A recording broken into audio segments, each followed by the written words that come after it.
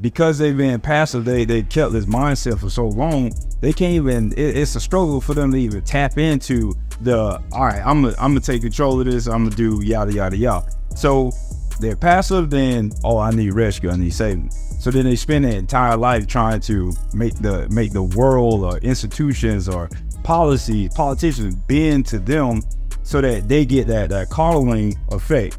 That's just not even realistic at all. That's just not. That's like you say, well, why do they wait for somebody to go save them? Because again, that's just what they're used to. It's easier to blame you for why I got in my situation. Going back to at the beginning, it's easier for me to say if I would have continued the path of my family, it would just be easy to say, well, everybody else went to jail. So I mean, what's wrong with going to jail? Yeah. They did it. They 70, 80 years old. Now I'm 30. You know what I'm saying? So I could have easily followed that same thing just to say, well, they did it, so I did it. But again, you just have to be able to. You gotta have the education and the motivation, and then, like you said, you gotta have somebody there to show you, in which even again through the example, that the life lessons that I gave, we had our mom and our dad to keep me, even when I thought I wanted to be this rebel child, they were still there to, and this is why not to do that.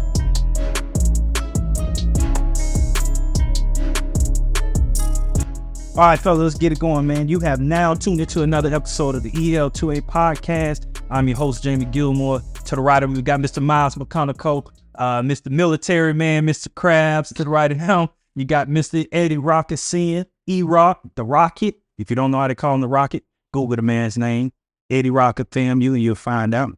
But man, how y'all feeling today, fellas? You feeling good? Y'all straight? Good, 1 to 10. 1 to 10. How you feeling, Mr. Myles?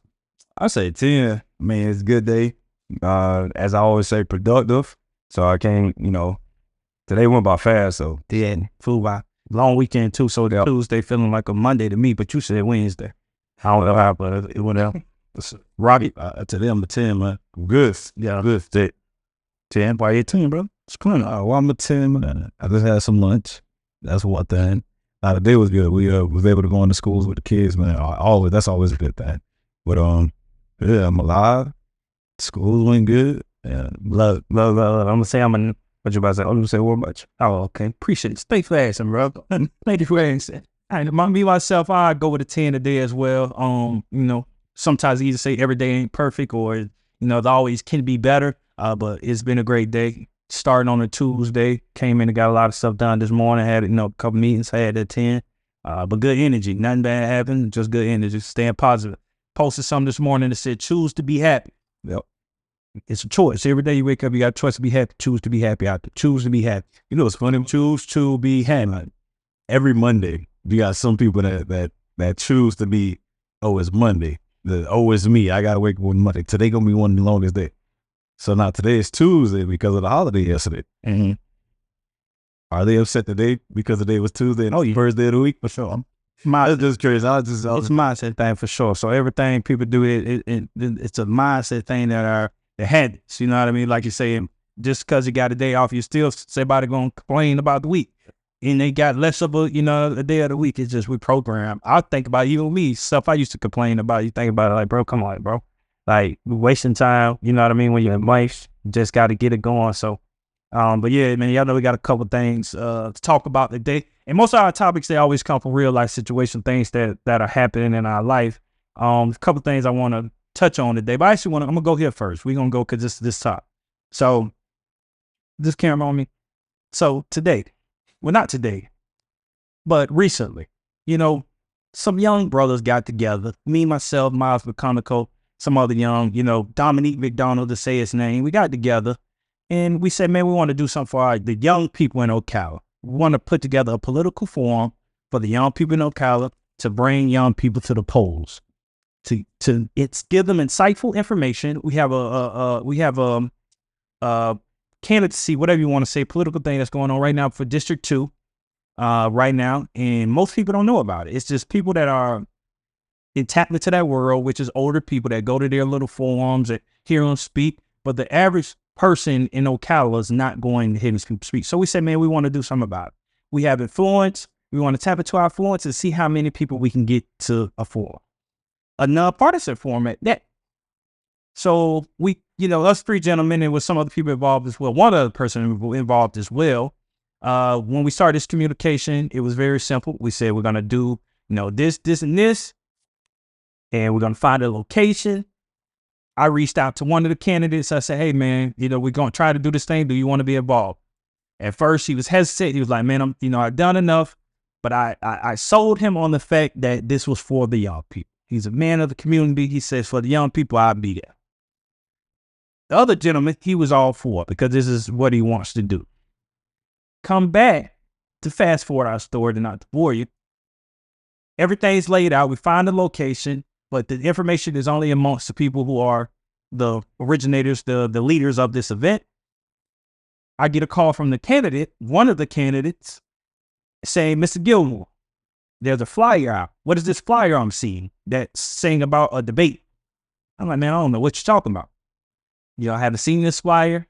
We haven't put out a flyer, I can assure you that. And he was like, well, it has Cut Different and Myles McConaughey on. So at that point, I was like, oh, I don't know what's going on, but let me get back to you. Let me get a hold of what's going on. I'll get back to you. So he said Myles McConaughey and Cut Different. So I called Myles, first caller, because his name on it. Bro, you know anything about a flyer that's going on? Myles shuts it down. I know anything that don't know anything about it. Then I come back, so we talk it out. It's like, what's going on? The other gentleman sent me the flyer. I sent it to Myles, so we talking about this thing. Reach out to the couple other gentlemen. That's the only two more that would know. Each one, the one didn't know about it. Then the next one, he's like, well, I heard about it, but I didn't know it was put out. So, long story short, all this come about to say, we tried to do something collectively to come up and help our community for voters, young voters, to get involved with politics, to bring young people to the polls, to make our community a better place. And the story got all mixed up. The flyer stated a debate. That's the furthest thing from what we were trying to do. It was not a debate. It was a forum to educate people. A debate is something where people going back and forth with each other. That's not what this was. And for this flyer to come out, how do you think it made us feel? For somebody to come up on our feet, post something without getting our authorization to do so, with people's names that you haven't even talked to on a flyer. Two things I'm going to say about this. Well, I'm going to say this one thing, and then I pass the mic to Mr. Myles to get how he felt about it. First thing I'll go say, we always talk about young people and how young people aren't doing the right things and how they need to do this and that. And us as adults, older people, you can't come together and do the right thing either, because everybody wants what's best for them. They always out for, everybody talk about community, but you're really not for the community, because if that was the case, this would never happen. This never would happen. It's not everybody, but it's people that have influence, obviously, and they're using their influence and they're using their power to try to make something of how they want to make it, for lack of better words. And I think that needs to be stopped. So we got to look ourselves in the eyes of community, specifically my community, which is the Black community. We got to stop this crabs in the bucket mentality. If we're having a political forum, let's have a political forum. And everybody has equal rights, equal say-so, equal when it comes to the table. But no one tries to do anything beforehand to give themselves a one-up when it comes to the forum. And that's how I feel. And that never should have happened. Very unhappy about it happening. Anybody that had anything to do with this happening, I'm displeased with you, whoever that was. And we still haven't got to the bottom of exactly who it was, have a good idea of where it came from. But one thing it does do is sharp as the iron, because, somebody, he just like that, okay, now I need to just get back on my P's and Q's, because there are people out here that are vultures and they would do anything for their personal gain. And that's it for me. So I'm passing Mr. Myles McConaughey. How you feel, sir? For what I'll get right into it. So the way that it affected me, or the way that it showed me, is a lack of respect. Because for me, I've always respected my elders. I've always respected people who have earned their respect, earned their authority, their influence in their realms or professions. I respect that. I give them that due respect.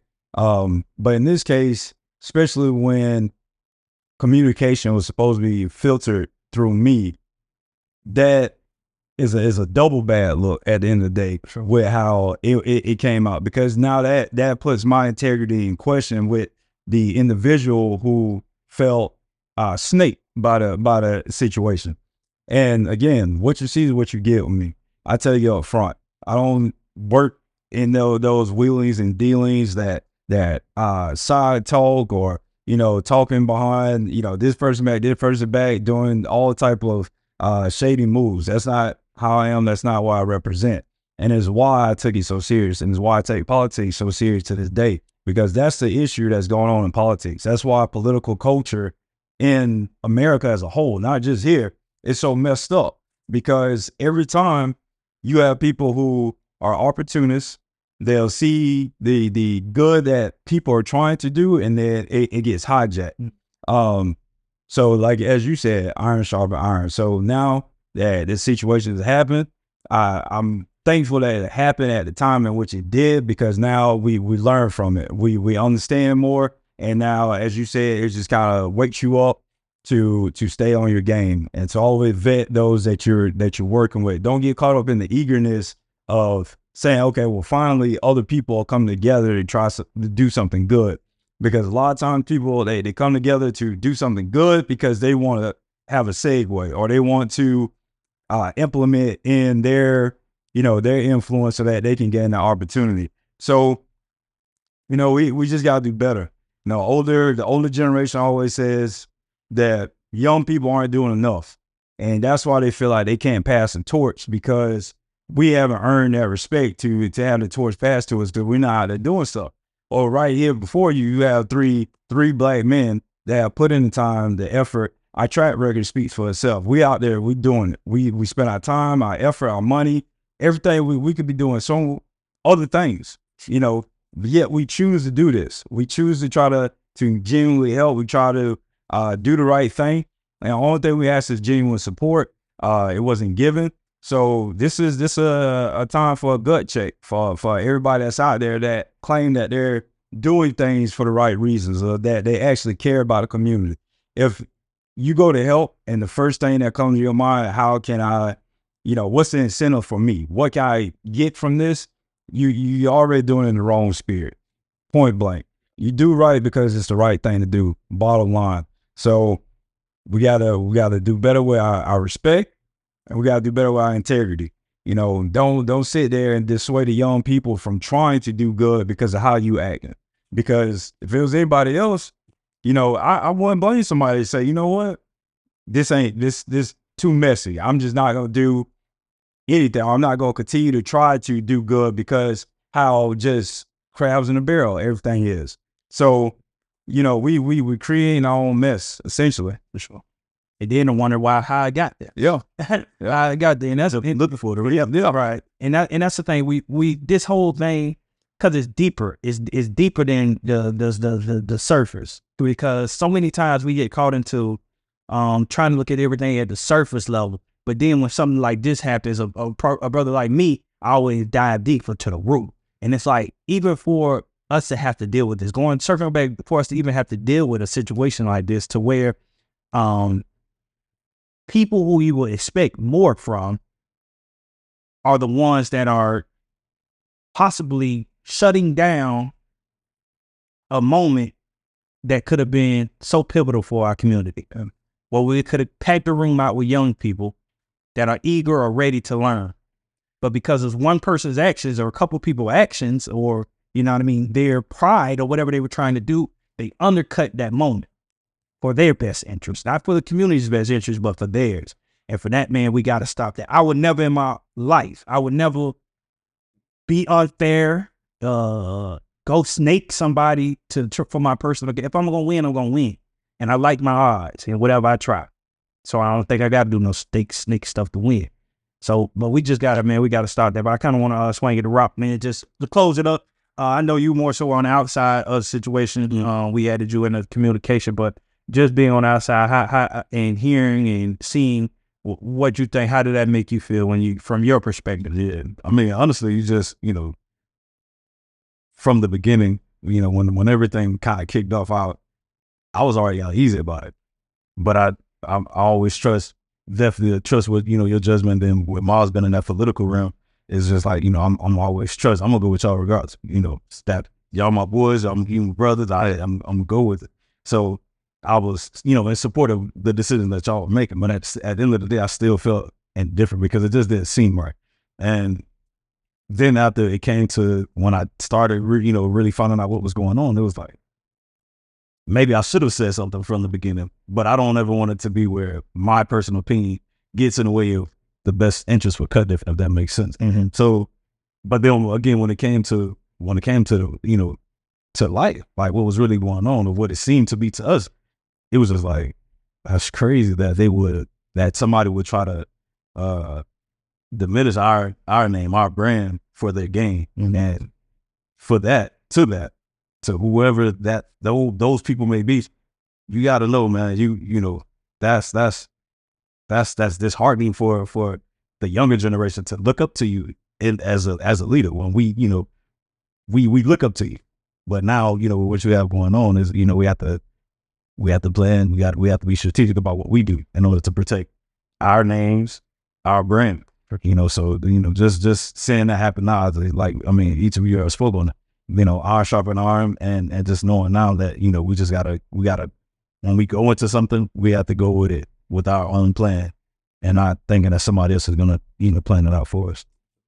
And I was, as you were saying, it made me think of, I don't think that no one purposely is like, I'm tarnished their brain. Yeah. It's just, they be so stuck up in their own stuff or their own pride that it don't matter who get caught up in this fight. I'm just trying to get my wings. And that's even more sickening because you're not thinking about nobody else but yourself. You get what I'm saying? So that's a disease in itself, and we got to move past that. But it starts here, and it goes back to even just watching the video that Jake put together, the boys, and in the end of the banquet, I said, somebody got to be the change. And I basically telling them, y'all are the change. We are the change. You are the change. You are the change. You get what I'm saying? They're looking at the change, and we have to stand on that. But that comes with so much, because this message could come to somebody as a sour, and it comes to somebody as them brothers doing what they supposed to be doing. So you got to be ready for it all, whatever come with it. You know what I mean? As long as we with each other, got each other back, you know what I mean? We got to stand on that. And can't let nobody, come between that. Can't let nobody interfere with what we got going on. Because at the end of the day, we know that, that comes from God. It's bigger calling than any man. You know what I'm saying? That we got to stand on that. So, man, that was what we're dealing with. And that's what we, that's what we, what I mean? That's what come with it. The good come with the bad. You got to, take it and roll with it. So, we'll analyze the situation and, we'll move forward with it. But, so I kind of wanted to, just to transition, get into the conversation. So I was with just celebrate my 30th birthday. So, 30th birthday, you know what I mean? 30th birthday, God, love.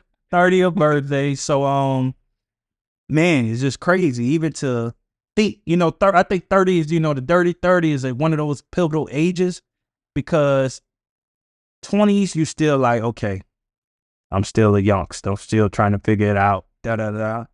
30 is like I ain't say you got to have it figured out, but you should be tapping on that door to figure it out. And for myself being 30, I think about my life and my journey and not making this about me. I think about, how much I have accomplished and how much more I have to accomplish. And that's what gets me excited. So just celebrate my 30th, but that wasn't about, I just said, I am 30. But what I was bringing up, my girl took me down to my beautiful girlfriend, Rashana Mitchell. Shout out to you, girl. Thank you for the first. She took me on she took me out to down to Orlando for the weekend, and we were having a conversation. And I don't know what the conversation was, but it kind of got on the topic of weight. And like people, as they gain weight, a lot of people, when they're gaining weight, they look back at the people in their family and say, this run in my family, Big Bones or whatever runs in my family. And it's crazy because it's the first time I've said this, but I instantly stopped. I say, no. I said, that ain't what run in their family. I said, a line of bad decisions run in their family.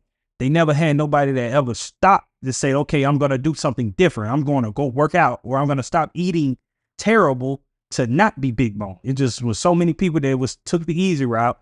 It just got big bone because the other person before him, the other person before him did, the other person before him did it. So it's like, we all just big boned it. Some people do have big bones. Don't get me wrong, but most people, a lot of people can prevent it. What do y'all think about that whole, just how I just laid that out? What do you think about the concept of people that are so easy to say, this is my family, instead of trying to change it? Why? That's like, so I'm gonna go jump straight to respect to everybody. I guarantee you, if you look up Eddie Rocker in Google, you gonna see some, you know, some articles that you're gonna try to figure out, wait, is that you? Yeah. And it's not me. Promise you it's not me. But my family lineage, you know, the Rockers, so to speak, if you go, my family made some bad decisions in the past. Gosh. And it's there to see, but there, you know, I do believe that God has something better for myself, for my family, to be able to change the way that our family was going, but also change the way that other people perceive the Rock. So people can change, because I could have easily made those same decisions that they did, right, just because, hey, my dad did it, my uncle did it, it's a whole line of a whole list of them that went the wrong route based off the decisions that he wanted to make. But for me, I didn't want that. I wanted better, and knowing that I was gonna someday have kids, you gotta, I don't want them to follow the same path as everybody else. Knowing that, those decisions may not affect us right then and there, but down the line it's going to affect somebody. Yeah. So for me, I definitely feel like you can say, all right, well, since everybody else did it, I'll do it. But you just have to be stronger. You have to know, what do you really want for yourself? And if your end goal of what you really want to achieve is far better than what you already seen, then you'll change there. No, it's a mindset. Yeah. What you think? You about to say? No, it fuels that limiting belief, and to its point, on the more philosophical side of things, merged with the actual science behind it. You have people who do have genetic, it's hereditary. Certain things are passed down because of their parents. Your body frame, your build. These are things that's inherited. But at the end of the day, you can still maximize what you do on that build. So, even with certain things that you say family, your family may have a history of doing something, but it's still up to you to determine what you do on your build. So you can come from a lot of unhealthy people where everyone is plus size, but you can still maximize that. You can still, reduce your body fat or stay in a athletic type of physique. It just depends on what your goals are, understanding on how to achieve that. You have some people, they want to be, they'll sit there and want to be a bodybuilder or whatever, and they get discouraged. I witnessed it in the gym. People ask for personal training, and they want to sit there and say, well, I want to look like Henry Cavill, the guy that plays Superman, right? But it's structure ain't there. Yeah.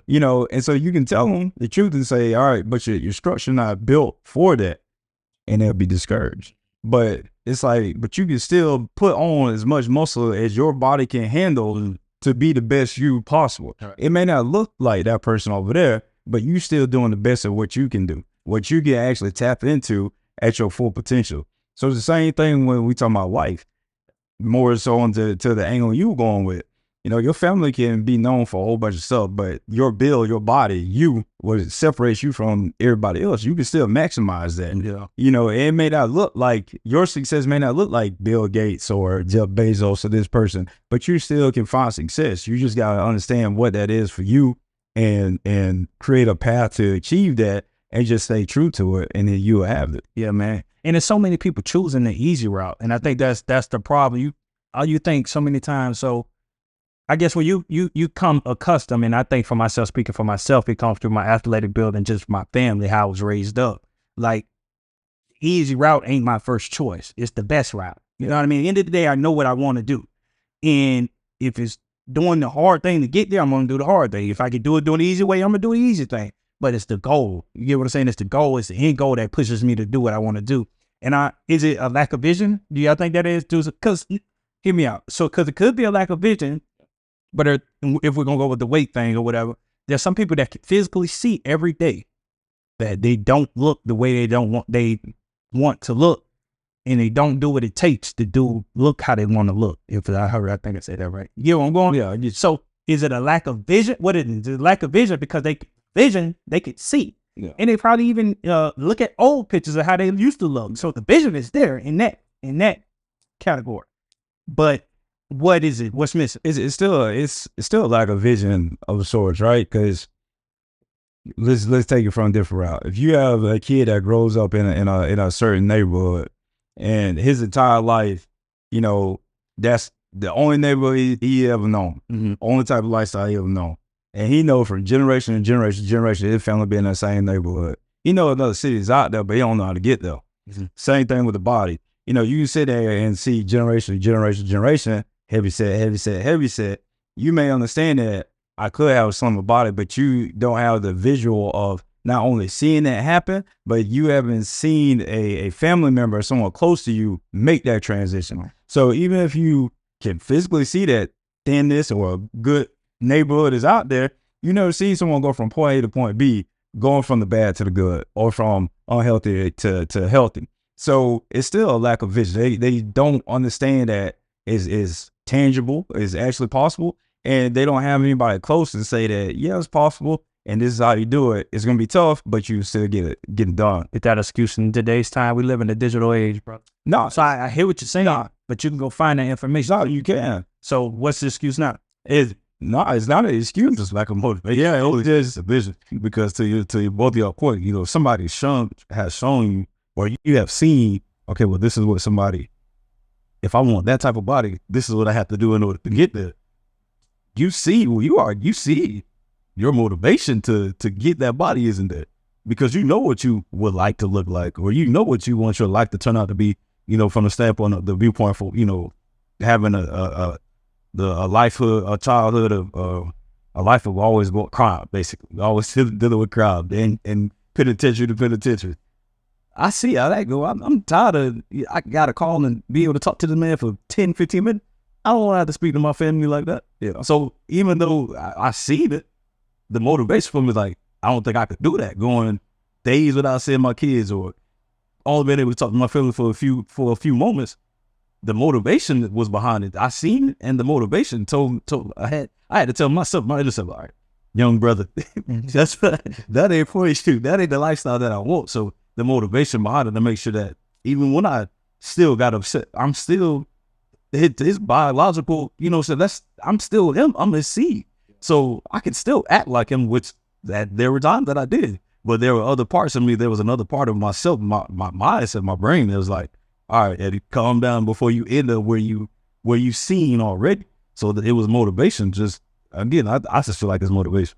Do you think that situation, that what you're speaking about, did that come from not being in that living in that environment? You get what I'm saying? Right. So not living in it every day.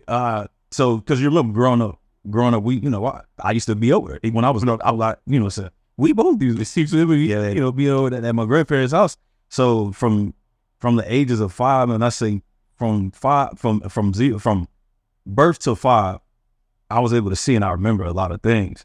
And there are things that, you know, I knew now that, you know, as I got older, I'm like, hey, I could still be living over on that side of town, or I could be, you know, going without the way that they did, you know, not saying that it was wrong, because they were okay with it. They were, you know, they were used to it. They were basically like they were immune to it, and they knew how to deal with the situation that they had.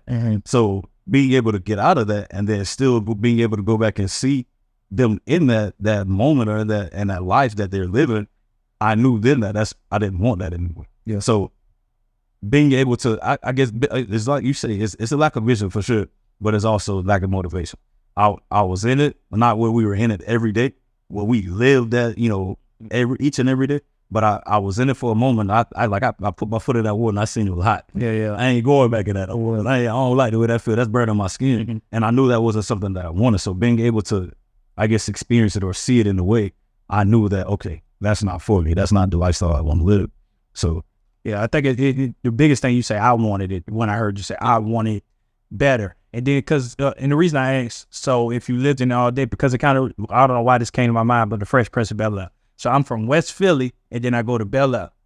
no matter how long you was in Bel Air, when you go back to West Philly, you ain't gonna be looking at West Philly the same. Yeah, for sure. You know what I'm saying? So being in it all day is a different feel than getting a taste of something that's different. Yeah. And so even wrapping it back to the question I asked you, is it an excuse to, with all the information we have? So the kid that's in West Philly that maybe can't get out, but there has to be some level of exposure or opportunity that he can get from the internet or from, it's just so much out there. We have to eliminate it. You know what I mean? But that sometimes can become a problem in and of itself. It's too much out there. Because again, prior profession being in health and fitness, right?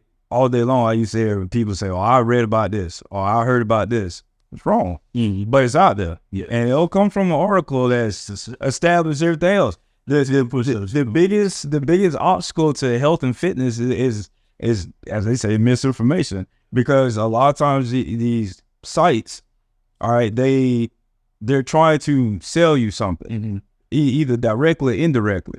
So the information they put out there, T to the line of what's actually true, but then it'll come with a spin. Well, that's like with anything that we read or study about. It'll sit there and start off saying, yeah, this is yada, yada, yada, but here's that spin. And it's to influence. So yes, the information's out there, but the thing is, who's going to help them vet to say, okay, what's important? And what's the truth in this? What do you actually need to stick? What you need to throw away? What's bogus? What's facts?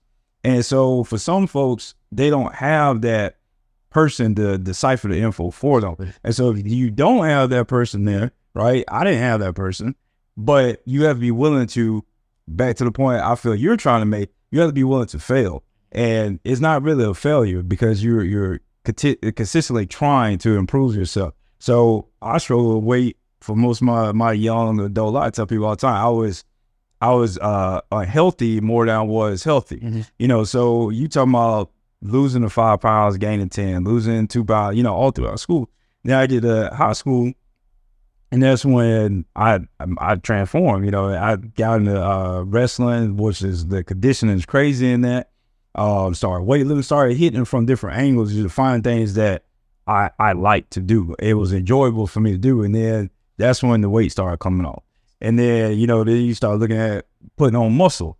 It's a million more answers out there on how to put on muscle. You know, some people say don't worry about what you eat, just get calories. You know, weights, yeah, works to a degree, but then again, like, what's the nuance there? Well, if I'm just eating calories, I'm getting a whole bunch of sugar, you know, I may be getting muscle, but how the rest of my body looking? You know what I mean? So it's still, you have to have somebody or some things that's going to, hell is going to ask me, who is that somebody for you then?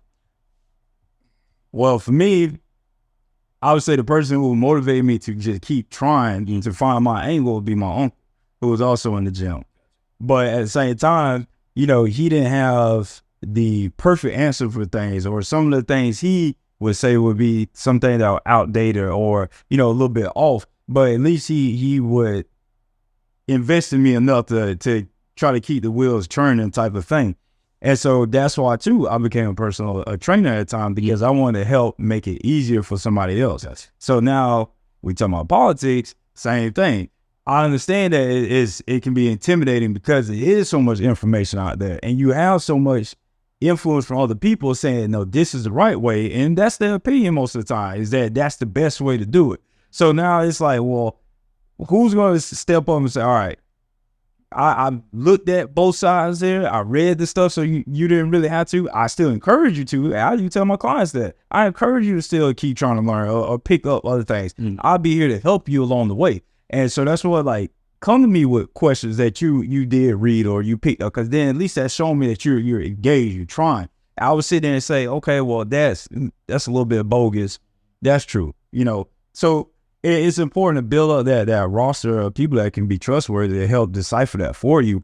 But also not be afraid to fail if you don't have that person right then and there. You know, keep trying to find the right answer. Keep experimenting and see what's facts and what's, you know, really a little bit of fluff. All that you said has to do with doing for self. Yeah. Everything, could you, at the end of the day, you end it with saying, keep trying to find out what works for you or how it works for you or how you know, it starts with the person. So back to what he said, I want it better. You know, keep finding, you gotta want it. You gotta start inside. So the quickest, I wish there was a curriculum in school that showed a person how to never give up, or you know what I mean, to whatever that is, to have will motivation, you know what I mean, because that's important. Because so many people hit that wall and go back down there. They give up. I can't go through this wall. It's too hard. I mean, and they turn around, and I think that's the mindset. You know, that's the mindset we already instilling in our boys, and we're gonna instill in our community. So doing for self is so important. There's nobody gonna come to save you. You waiting on the somebody to come save you. I don't care who it is, what it is. Nobody's coming to save you. You got to save yourself first. That's just like the analogy. If you're on the side of the road, and your car broke down and you got your thumb up, and you think somebody's gonna stop, nobody's gonna stop. But if you're on the side of the road and your car is broke down and you get behind your car and start pushing your car, somebody's gonna get out that car and help you, because you decided to help yourself first. I'm not gonna help you if you don't help yourself. And that's the whole analogy what we're talking about. And even to do for self. So that allows us to, for our transition. I kind of want to shed light on another situation that happened, you know, what Myles brought up to our awareness, what happened with his daughter in a situation, the same particular situation. I actually let you kind of explain it, you know, how what we now. Yeah. So I'm real big on academics. You know, I push it hard. And my kids know that, you know, if academics started to slip, you know, everything else got to go. She has all A's, but she has a low grade right now in her advanced language arts. And it's because she's struggling with poems, with poetry. And so first thing I asked her, I said, well, you're struggling with this. Are you reading poems? You know, are you practicing to boost your comprehension of them? Have you asked your teacher for help? Have you asked her for additional assignments that you can practice on, or find something online? All these other things. Did you come to us and say that this is something that you're struggling with? All these questions I'm asking. And she's like, no. So then I'm like, all right, well, do you understand, right? Because if those grades slip, you know, all that extracurricular stuff is gone.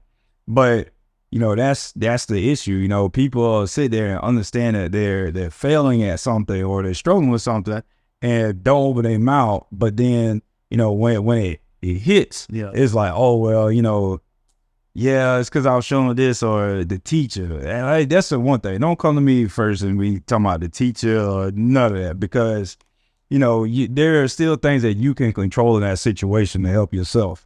And that was the biggest part that I took from it. So you said that she stated, I was waiting for the teacher to help or to teach it or whatever better. Teach it. That's how you say it. Teach it better. That's what struck my ears. I was waiting for. So you had a point in your life where you have the ability to educate yourself more on to reach the goal. Because I'm a visionary. I see myself as a visionary. I lock in on goals. I lock in on the vision. So I'm able to know, okay, I want an A. I want to be in this class. I know the teacher hasn't taught it the way that I may understand it, but then on this side, I know I still can go do something for myself. Go read a book, go do something to educate myself. And that was my biggest thing when you said that, because that goes hand in hand with most things and most people. Yeah. They wait for somebody. Again, just like early on, we say nobody's coming to save you. But that was the same scenario that I was thinking about with her. It's like, so why are people waiting for people to save them? Or you said, why you think, why not? I was going to say too, and even in that, with all the questions I asked, those are things to mitigate failure. So when you're sitting there struggling with something, what steps could you have taken to mitigate that situation, or to avoid that situation entirely? Mm-hmm. There were things there, but they just go ignore it.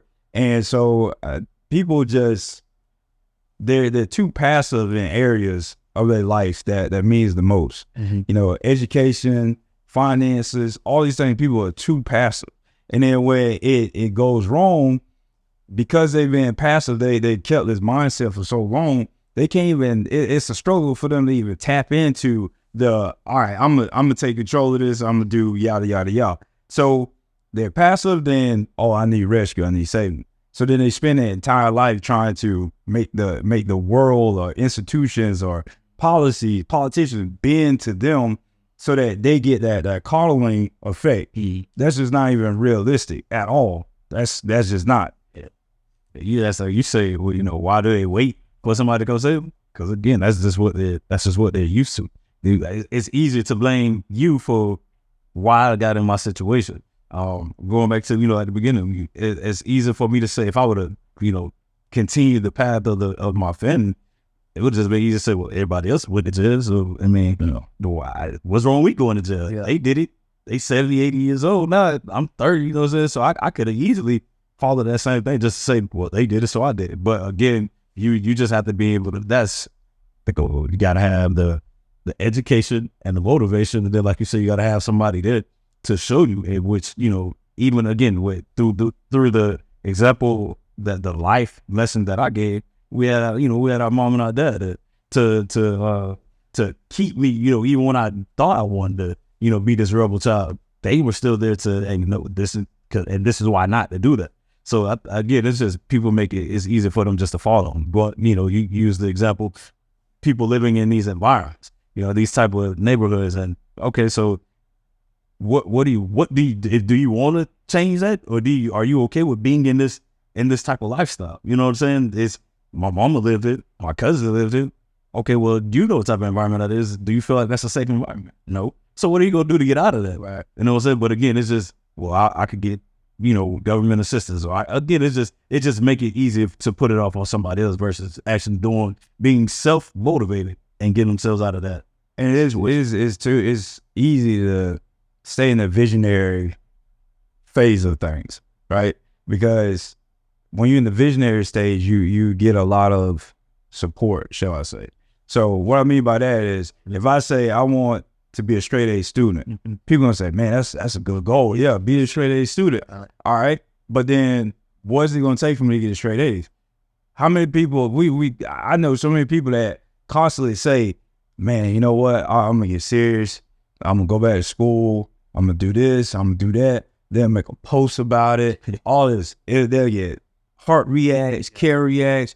Oh man, that's awesome. Yeah, that's really good for you. Yeah, do that. Like they get so high on that, on that, just putting out at what they want to do, and then they get claps, pat on the back for that, and it's like, but it never goes any further, and it's literally, it becomes a cycle. Every few months they get back on there talking about what they want to do, and they get the same praise, the same, you know, thing. Because again, people go by that emotional spectrum or so. It feels good to say, I want to do this. And it's a good thing. People like to support when they feel like somebody's trying to do something good. That's all okay. But what actions are you actually taking to do that? And that's why, like, when she said that, I got upset, because it's like, you're not about to be one of these individuals out here. You're not. You're not just gonna sell me on saying, Dad, I want straight A's. I don't care about that. I do, but I understand it's deeper than that. I need to see your effort. I need to see your drive, you know, trying at every possible angle to get straight A's. Being in the teacher phase, asking for help, reading on your own, all these things. And so it gives you a snapshot to why a lot of our communities are the way that it is. Because she said, I want straight A's, I'm gonna do better in class. But then if I'm not on her, I look for a second, she on her iPad, or she, you know, in a group chat with her friends, or she talking about cheers, she talking about, so all these other things are occupying your time, yet you trying to tell me you trying to do this great thing, but your actions aren't replicated. It's not showing that. And they don't understand that want to is more like the want to do something and the action of doing it is just, it's a separation. Because you can want something so much, or you can speak about it so much that it may start feeling as if you're doing what it takes to get it, because you're speaking about it so much, you're engaging in conversations with other people about it so much that it's becoming like a thing of feeling like you're moving forward until that test comes. You know what I mean? Until in life, a test comes and you're like, oh, I'm not who I thought I was. You know what I mean? Because we got to be able to say, well, what are you doing? You know what I mean? Okay, you're a straight A student. It's not, I ain't good to know. What are you doing? Okay, so what are you doing to be that straight A student? Just like comes in just now. What are you doing to become the NFL player? What are you becoming to do to be this person who you signed up to be? Because it's going to come a point in time in life, like, and again, so everything we're in that, like the example that you gave. So the emotional high of people congratulating you for saying you're gonna go get your RN license or going to school and get your BA. So that sounds good, but the actual steps that it take to get to your point.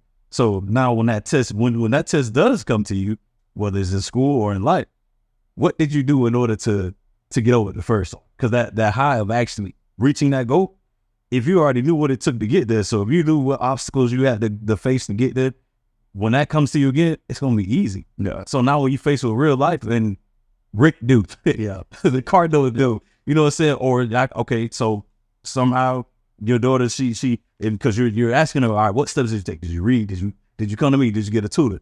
If she did all those things and she had an A, and then it happens again, oh, well, you done been here before, so you know what it takes to get that A again. You done already been there. Yeah, and that's the thing that I think is back to that, you know, that gotta be self-motivated. You gotta have people, you know what I'm saying? And just that, you gotta own it, bro. You can't want it for it. You can want it all you want, but you don't already had your A's. Yeah, most people, truth be told, most people are stuck in the first phase of goal. They're in that still that visionary phase. And it's discipline, man. Like, you gotta be disciplined. Our boy doing exactly what I was about to say, but y'all boys cooking, man. We gonna close, you know what I mean? We're gonna have to wrap this thing up. You know, we gotta say something next. We take some meat on. Yeah. We give them everything. But y'all kind of were just doing how I wanted to wrap it up. Because we keep talking about a certain type of person or people that they may see a vision or see what they want, they just don't know how to get it. Right. Or they may be trying, they may be confused, whatever that person is that's not being able to reach the goal. That person that's looking in the mirror and see themselves but not knowing what it takes to lose weight, or the person that sees the grades and not know what it takes to get good grades. What is, I guess, some practical advice that you can give that person? What is something they can do to help them be able to, I guess, clearly see or get the motivation? Because I heard motivation as well. Yeah. What is something, you know, if y'all can give them some advice? Listen to Eric talk. I mean, honestly, man, this is just one of those that I challenge you to go speak to an elder, and you speak, you know, somebody that's older, somebody that's that you know have gone through things in life, and see what they actually did, like the tangible things, that the steps that they took, or just listen to the stories that they may have and see how that can equate to your life. I feel like, you know, like you said, being a visionary, sometimes you have to hear somebody's stories, like, you know, going to church. When our dad preaches, like, sometimes, you know, I didn't live back in biblical time, but sometimes when he's preaching to us, I actually feel like I'm there because I'm able to see it. So like, dang, Jesus did it. You know what I'm saying? So hearing the stories from somebody else and listen to what they did, what they had to go through and what they did to get over it, that may be, you know, same time. I'm like, I got a harder challenge for them. And I would say, let yourself get frustrated. And what I mean by that is when you feel like the water getting too high and you so used to reaching out and immediately going to that person or that thing that may be your coping mechanism on that person that swoop in and save the day, I challenge you not to reach out to that person. Let yourself go through it. And I promise you, I've been there. Again, I've been there. I struggled with my weight while I was younger. I get it. It was other goals that I struggled with too. But what I did, I made a challenge to myself and said, well, first of all, this is a goal for me. It's personal. It's intimate. So I'm going to take this time, this period of struggle and obstacles to just do it on my own. To really just, all right, I'm going to take my pressure for what it is and let this pressure build a stronger me. And sometimes that's the only way that you're really going to get over it. You got to stop reaching out to those people that come and swoop in and really build up that toughness. The only way that you're going to get tough is you're going to have to practice it. You're going to have to develop that internal fortitude, that strength to say, like you were saying, I've been through this before. I've encountered it. Now I can get over it. A lot of people run from that moment. So you have to embrace those moments, see it for what it is, and say that at the end of this, I'm going to be a better, stronger me. Stop running from it. Stop reaching out and reach within. Yeah, I like that. And I'm going to end with create a plan of action. So the saying say, plan your work and work your plan. So I think so many people lose focus or lose hope in reaching something because they don't have a plan. You're waking up every day confused. You're waking up every day without a agenda, you know, of things to do. So you feel lost and you feel overwhelmed. If you can create literally write out a plan of action that said, I do this throughout my day, you're just hitting points. it makes it so much easier. Just go, okay, this, I need to do this, I need to do this, I need to do this. Okay, I skipped this, I could just go to this. And it makes it so much easier, and it gives you more, I guess, room for error because you have a sense of getting right back on track. Again, some people get off track and it's like, you feel like they go way back to the beginning because they left a step. So create a plan of action, draw it out literally from day to day, from time you get up, from time you go to sleep, to help you reach your goal. So that plan of action will be my word of advice for you. So again, man, we appreciate you guys. If you're looking at this video and you haven't liked, subscribe, commented, please do so. We love our supporters. We love y'all for watching this. We don't take it for granted. Share it with a friend also, man. If you feel like this message touched you in any way, share it with your friends so they can be able to get this access to the information as well and have them like and subscribe. Other than that, man, fellas, y'all got anything y'all want to close in on, tell the people? Go ho. Let's see y'all tonight. You got anything, Brother Myles? God, family, man, we appreciate y'all for watching. We'll see y'all next time. Let's go.